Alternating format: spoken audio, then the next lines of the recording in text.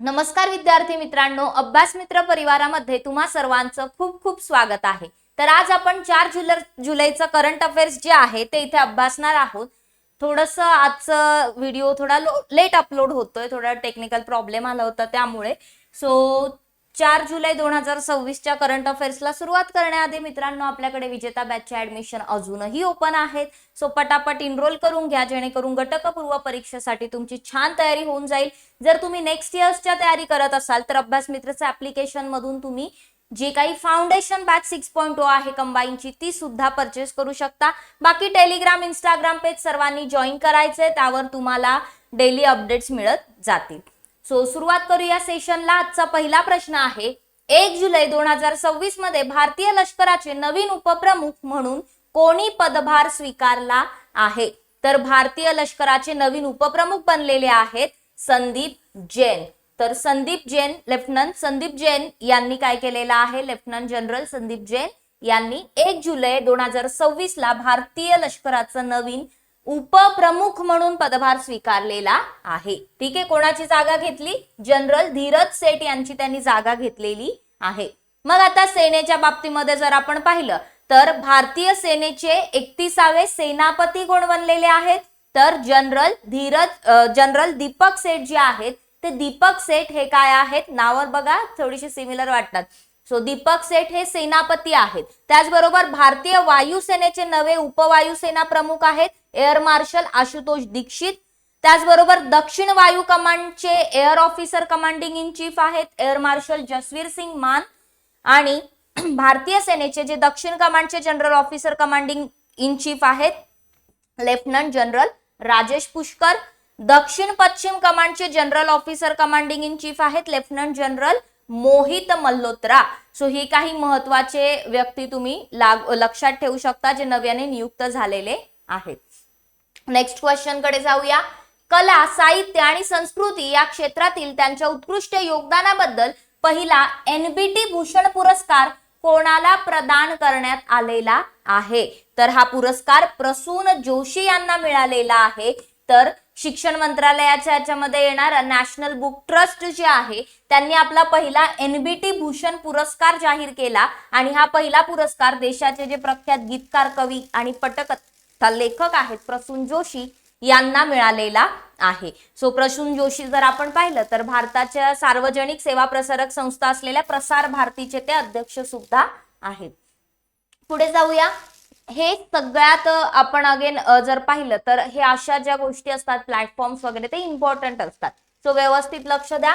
ग्रामीण भागातील बचत गटांशी स्मॉल हेल्प ग्रुप्स जे आहेत संबंधित महिलांचे डिजिटायझेशन करण्यासाठी कोणत्या केंद्रीय मंत्र्याने शी लिप्स डिजिटल प्लॅटफॉर्म सुरू केला आहे? So she lips digital platform जो आहे तो शिवराज सिंह चौहान या केंद्रीय मंत्र्याने सुरू केलेला आहे। सो सेल्फ हेल्प एंटरप्रेन्योर जर आपण पाहिलं तर असं त्याचा शीचा फुल फॉर्म होतो livelihoods and enterprises application for prosperity and sustainability. So SHG जे आहेत तर ते आपण जर पाहिले तर सेल्फ हेल्प ग्रुप्स मध्ये, स्मॉल हेल्प ग्रुप मध्ये मोडणारे जे ग्रुप्स आहेत। सो केंद्रीय ग्रामविकास मंत्री शिवराजसिंह चौहान यांनी नवी दिल्लीमध्ये काय केलं तर 2 दिवसीय राष्ट्रीय ग्रामविकास परिषदेदरम्यान शी लिप्स हा प्लॅटफॉर्म जो आहे तो सुरू केलेला आहे।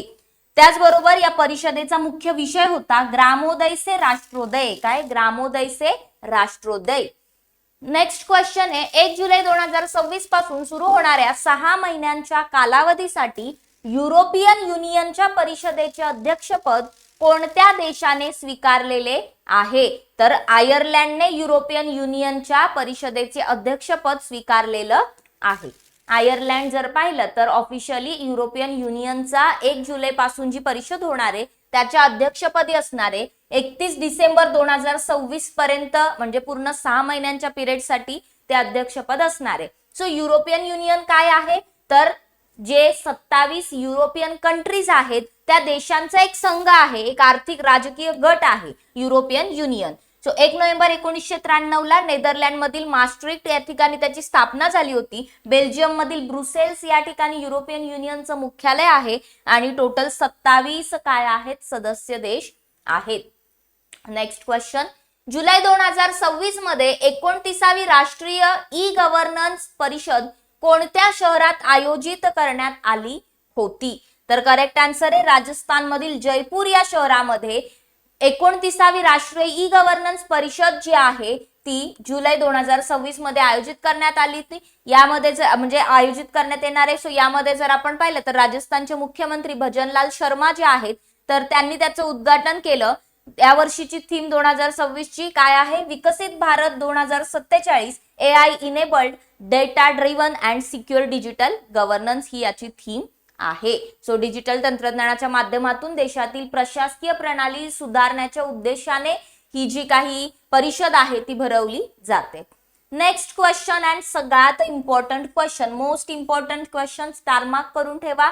व्हीबी जिरामजी कायदा 2025 हा 1 जुलै 2026 रोजी देशभरामध्ये लागू झाला. तो कायदा कोणत्या आधीच्या योजनेची जागा घेतोय किंवा कोणत्या कायद्याची जागा घेतोय? तर करेक्ट आन्सर आहे मनरेगा, महात्मा गांधी राष्ट्रीय ग्रामीण रोजगार हमी कायदा. मनरेगाला आता कोणी सबस्टिट्यूट केलंय? तर व्हीबी रामजी कायद्याने सबस्टिट्यूट केलेले. हा कायदा 2025 चाच आहे. ठीक आहे. सो 1 जुलै 2026 पासून जे काही ग्रामीण भागामध्ये हा जो कायदा आहे व्हीबी रामजी कायदा तो लागू होणार आहे. व्हीबी म्हणजे विकसित भारत, जी रामजी वरून काय तर गॅरंटी फॉर रोजगार अँड आजीविका मिशन ग्रामीण भागासाठीचा हा कायदा आहे ज्यामध्ये प्रत्येक आर्थिक वर्षामध्ये 125 दिवसाचं वेतन आधारित रोजगार जे आहे तर याची इथे तुम्हाला वैधानिक हमी देण्यात आलेली आहे. सो यामुळे राष्ट्रीय सरासरी अधिसूचित वेतन प्रतिदिन जे आहे ते 298.8 रुपयावरून कितीवर गेले आता 327.4 रुपयापर्यंत वाढलेलं आहे. आणि 2026-27 या आर्थिक वर्षासाठी 95,792.31 कोटी रुपयांचे जो अर्थसंकल्पीय तरतूद आहे ती यासाठी केलेली आहे. नेक्स्ट क्वेश्चन, स्वित्झर्लंड मध्ये झालेल्या वर्ल्ड रोईंग कप 3 मध्ये कोणत्या भारतीय रोईंग जोडीने भारतासाठी पहिले ऐतिहासिक सुवर्ण पदक जिंकलेले आहे? तर दॅट इज लक्ष्य आणि उज्ज्वल कुमार सिंग या रोईंग जोडीने भारतासाठी पहिलं रोईंग मधलं जे काही ऐतिहासिक सुवर्ण पदक आहे ते जिंकलेलं आहे. सो 2026 मध्ये ही स्पर्धा झाली आणि यामध्ये जर आपण पाहिलं तर रोईंग चषकाच्या इतिहासामध्ये भारताला पहिल्यांदाच गोल्ड मेडल मिळालेलं आहे. यामध्ये लक्ष्य आणि उज्ज्वल सिंह यांनी 6 मिनिटे 26.9 सेकंदाची वेळ नोंदवली आणि पहिलं स्थान पटकावलं. सो रोईंग अशा प्रकारे रोईंग केली जाते. ठीक आहे, एक प्रकारे जलक्रीडा वॉटर स्पोर्ट असल्यासारखं आहे. नेक्स्ट आणि अगेन इम्पॉर्टंट क्वेश्चन, जून 2026 मध्ये कोणत्या राज्याने भारतात पहिल्यांदाच एकाच वेळी ऍट अ टाइम 12 फलोत्पादन आणि कृषी उत्पादनासाठी GI टॅग मिळवलेला आहे आणि नवीन रेकॉर्ड सेट केलेला आहे? That is Madhya Pradesh. मध्य प्रदेश राज्याने एकदाच 12 बागायती आणि शेती उत्पादनांना GI टॅग मिळवून घेतलेला आहे. सो जर आपण पाहिलं तर भारताच्या इतिहासातली पहिल्यांदाच झालेली घटना असल्यामुळे आपल्यासाठी अगेन इम्पॉर्टंट ठरतं. मग ते 12च्या 12 घटक तुम्हाला इथे दिलेले आहेत, जसं की गुण्याचे कुंभराज धणे जे आहेत, त्याचबरोबर खरोगनची लाल मिरची, सिवनीचे सीताफळ, नरसिंगपूरचा गूळ, जबलपूरचे शिंगाडे, माळवी बटाटा, मांडूची खुरासनी चिंच, त्याचबरोबर नरसिंगपूर बर्मन घाटाची वांगी, तसंच बेतूलचा गजरिया आंबा, जबलपूरचे हिरवे वटाणे, माळव्याचा गराडू आणि अलिराजपूरचा नूरजहा आंबा. सो या 12 प्रोडक्ट साठी GI टॅग जे आहे ते मध्य प्रदेश सरकारने ऍट अ टाइम मिळवलेलं आहे. नेक्स्ट क्वेश्चन, ॲनिमिया मुक्त भारत अभियान अंतर्गत 6x6x6 आराखड्याला अद्ययावत करून आरोग्य मंत्रालयाने कोणती विशिष्ट रणनीती सुरू केलेली आहे? सो 777 7x7x7 वाली रणनीती सुरू केलेली आहे, 7x7x7. सो ऑप्शन नंबर 4 हे करेक्ट उत्तर आहे. सो बेसिकली 7 लाभार्थी, 7 उपयोजना आणि 7 संस्थापक यंत्रणा अशा गोष्टींना जोडणारी ही योजना आहे. मग नवीन जे धोरण आहे या अंतर्गत जे चाइल्ड्स आहेत, ठीक आहे, म्हणजे 0 ते 6 महिने वयोगटातील कमी वजनाचे जे बालक आहेत त्यांचा 7वा लाभार्थी गट म्हणून समावेश करण्यात आलाय. सो या नवीन प्रणालीमध्ये सेवा वितरण मॉडेल T3 जे आहे तर त्यामध्ये चाचणी, उपचार आणि चर्चावरून T4 चाचणी, उपचार, चर्चा आणि मागोवा मध्ये बदल करण्यात आलेला आहे. सो T3 चं T4 केलं.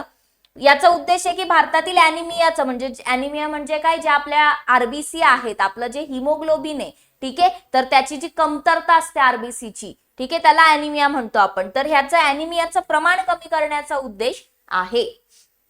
पुढे जाऊया. जून 2026 मध्ये भारत आणि कोणत्या देशाने जलसंपदा क्षेत्रात सहकार्य मजबूत करण्यासाठी सामंजस्य करारावर स्वाक्षरी केलेली आहे? तर सौदी अरेबियाने MOU साईन केलेला आहे. कशासाठी? तर जलसंपदा क्षेत्रात सहकार्य मजबूत करण्यासाठी. सो जेहाद या ठिकाणी सौदी अरेबियामध्ये पहिली सौदी जल सप्ताह परिषद झाली होती आणि त्यामध्ये हा MOU साईन करण्यात आला. सो सौदी अरेबियातील भारताचे राजदूत जे आहेत डॉक्टर सुहेल खान आणि सौदी अरेबियाचे पर्यावरण जलकृषी मंत्री जे आहेत अब्दुल रहमान अब्दुल मोहसेन अल्फादली हे त्यांचं नाव आहे. सो या कराराचा उद्देश काय होता? जलसंपदा नियोजन आणि शाश्वत जल व्यवस्थापन, आधुनिक सिंचन प्रणाली आणि तांत्रिक कौशल्याची देवाणघेवाण यांना प्रोत्साहन देणे हा याचा उद्देश होता. नेक्स्ट क्वेश्चन आहे, भारतीय महिला क्रिकेट संघाने कोणत्या शहरात होणाऱ्या 2028 उन्हाळी ऑलिम्पिक खेळांसाठी थेट पात्रता मिळवली आहे?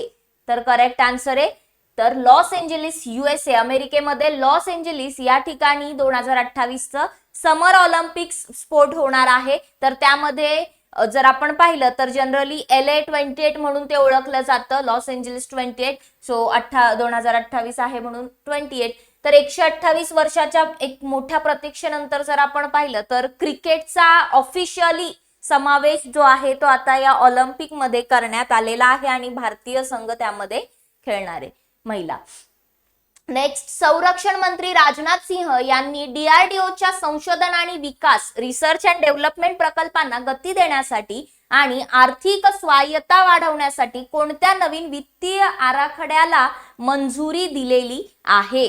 सो जर आपण पाहिलं तर इथे DRDO फायनान्स जे आहे, ठीक आहे, सो DRDO फायनान्स याला काय केलेली आहे तर मंजुरी दिलेली आहे. मग जर आपण बघायचं झालं तर संरक्षण मंत्री राजनाथ सिंह त्यांनी नवी दिल्लीमध्ये DRDO जे आहे त्याच्या विकासासाठी, या विकास संस्थेसाठी वित्तीय अधिकार प्रदानपत्र 2026 जे आहे त्याचं अनावरण केलं आणि DRDOच्या संशोधन प्रयोगशाळांना ऑफिशियली म्हणजे अजून जास्त ऑटोनॉमी देण्यात यावी, त्याचबरोबर नोकरशाहीमधील अडथळे कमी करणं, महत्वाच्या स्वदेशी संरक्षण प्रकल्पांच्या अंमलबजावणीला गती देणं हे त्यांचं मेन मोटिव्ह आहे. नेक्स्ट क्वेश्चन, 1 जुलै 2026 पासून 6 महिन्यांच्या कालावधीसाठी केंद्रीय प्रत्यक्ष कर मंडळाच्या अध्यक्षपदी कोणाची पुनर्नियुक्ती करण्यात आली आहे? तर करेक्ट आन्सर आहे रवी अग्रवाल यांची CBDTच्या अध्यक्षपदी नियुक्ती करण्यात आलेली आहे, पुनर्नियुक्ती करण्यात आलेली आहे. हे लक्षात ठेवायचे आपल्याला. सो 2026 पासून 6 महिन्याच्या कालावधीसाठी पुनर्नियुक्ती केलेली आहे. मग CBDT काय आहे? केंद्रीय प्रत्यक्ष कर मंडळ. सो इथे जर आपण पाहिलं तर भारतामधील जे प्रत्यक्ष कर आहेत, डायरेक्ट टॅक्सेस आहेत, तर त्यासाठी धोरण तयार करणं, त्यांचं प्रशासन करणं यासाठी जबाबदार असलेली एक सरकारी संस्था आहे CBDT, जिची स्थापना 1 जानेवारी 1964 ला झाली होती. केंद्रीय महसूल मंडळ अधिनियम 1963 अंतर्गत याची स्थापना झाली होती. नवी दिल्लीमध्ये त्याचं मुख्यालय आहे. पुढचा प्रश्न, परकीय योगदानाचे नियमन करण्यासाठी आणि परदेशस्थ भारतीय नागरिकांच्या सुविधांचं डिजिटलीकरण करण्यासाठी केंद्रीय गृहमंत्री अमित शहा यांनी नवी दिल्लीत कोणत्या 2 महत्वाच्या सेवा सुरू केल्या आहेत? सो करेक्ट आन्सर काय येणार आहे? ऑप्शन नंबर 1 FCRA 2.0 पोर्टल आणि EOCI कार्ड सेवा या दोघांची काय केलेली आहे? या 2 महत्वाच्या सेवा सुरू केलेल्या आहेत अमित शहा यांनी नवी दिल्लीमध्ये. कशासाठी? तर परकीय योगदान जे आहे त्याचं नियमन आणि अनिवासी भारतीयांच्या सोयीसाठी काय तर FCRA 2.0 पोर्टल आणि EOCI कार्ड सेवेचा शुभारंभ केलेला आहे. सो बेसिकली एअरपोर्ट वरती जे काही कागदपत्र जे असतात, डॉक्युमेंटेशन जे आहे त्याचं खूप काम असतं, मग ते फॉरेनर्ससाठी किंवा इतर जर तुम्ही हे कराल तर म्हणून ते काम थोडं कमी करणं किंवा ट्रान्सपरन्सी वाढली पाहिजे आणि इमिग्रेशन क्लिअरन्स अधिक फास्ट झालं पाहिजे. तर त्यासाठी किमान सरकार कमाल प्रशासन या दृष्टिकोनांतर्गत हा उपक्रम जो आहे तो सुरू केलेला आहे. पुढे जाऊया. उत्तर प्रदेशचे मुख्यमंत्री योगी आदित्यनाथ यांनी शैक्षणिक सत्र 2026-27 साठी स्कूल चलो अभियानच्या 2ऱ्या टप्प्याचा शुभारंभ कुठे केला? सो स्कूल चलो अभियान जे आहे तर सीएम योगी यांनी उत्तर प्रदेशमधील सहारनपूर जिल्ह्यामध्ये याचा शुभारंभ केलेला आहे. सो 2026-27 साठीचं हे दुसरा टप्पा होता आणि त्याचा इथे ऑफिशियली शुभारंभ केला. उत्तर प्रदेश राज्यातील शासकीय शाळा ज्या आहेत गव्हर्नमेंट स्कूलमध्ये मुलांचा 100% प्रवेश सुनिश्चित करणं हे याचं उद्दिष्ट आहे. तर अशा प्रकारे आजचा आपण करंट अफेअर्स इथे पाहिलेला आहे. व्हिडिओ आवडला असेल तर लाईक करा, शेअर करा, चॅनलला सबस्क्राईब करा आणि घटक विजेता बॅच त्याचबरोबर फाउंडेशन बॅचेस तुम्ही आपल्या अभ्यास मित्रच्या ऍप्लिकेशन वरून परचेस करू शकता. टेलिग्राम, इंस्टाग्राम पेज सुद्धा जॉईन करायचे आणि सोबत आजच्या टेस्ट क्वेश्चनचा आन्सर देऊन जायचे. सो आजचे टेस्ट क्वेश्चन आहे तो म्हणजे शी लिप्स कशासाठी आहे. आणि दुसरा प्रश्न आहे तो म्हणजे मनरेगा पोर्टलला कोणी मनरेगा योजनेला कोणी सबस्टिट्यूट केलेला आहे. मनरेगाच्या जागी आता काय आलेलं आहे याची उत्तरं कमेंट बॉक्स मध्ये सर्वांनी सांगायची आहेत. So thank you very much. भेटूया आपण पुन्हा एकदा एका नवीन लेक्चर मध्ये. धन्यवाद.